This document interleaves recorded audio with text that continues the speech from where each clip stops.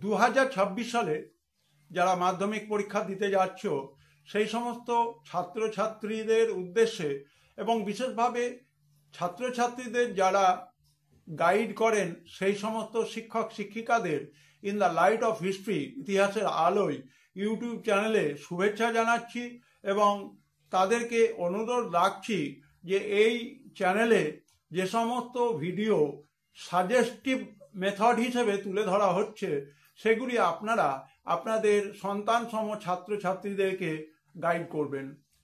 আমাদের বিভাগ ঘ এবং এই বিভাগ ঘতে আমাদের গাইডলাইন থাকে 7 অথবা 8টি বাক্যে যে কোনো 6টি প্রশ্নের উত্তর দাও। প্রতিটি উপবিভাগ থেকে অন্তত একটি করে সর্বমোট 6টি প্রশ্নের উত্তর দিতে হবে। প্রথম যে উপবিভাগ সেখান থেকে প্রশ্ন হচ্ছে উডে ডেসপ্যাচ এবং তার সুপারিশগুলো লেখো। নারী শিক্ষা প্রসারে ঈশ্বরচন্দ্র বিদ্যাসাগরের অবদান আলোচনা করো। 1855 সালে সাঁওতাল বিদ্রোহের কারণগুলো কি ছিল? ইন্দিরা গান্ধীকে লেখা জওহরলাল নেহেরুর চিঠি থেকে কিভাবে আধুনিক ভারতের ইতিহাসের উপাদান পাওয়া যায়। এবারে আমরা আরেকটা উপবিভাগ, সেখানে আবার 4টি প্রশ্ন অর্থাৎ 2টি উপবিভাগ রয়েছে। দলিত আন্দোলন বিষয়ে গান্ধী আম্বেদকরের বিতর্ক ব্যাখ্যা করো। ছাপা বইয়ের সঙ্গে শিক্ষা বিস্তারের সম্পর্ক বিশ্লেষণ করো। টিকা লেখো একা আন্দোলন বা একতা আন্দোলন। কাশ্মীর সমস্যার প্রকৃতি এবং প্রভাব লেখো।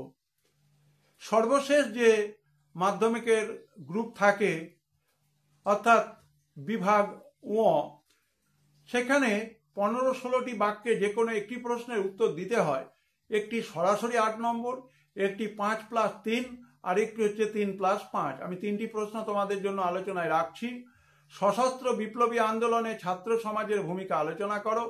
1857 সালের বিদ্রোহের প্রকৃতি এবং চরিত্র ব্যাখ্যা করো।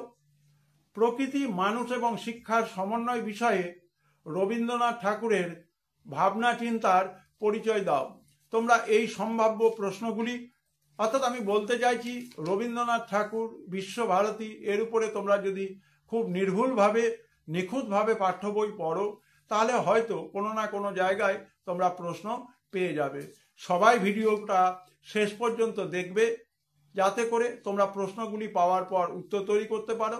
সবাই ভালো থাকবে, সুস্থ থাকবে।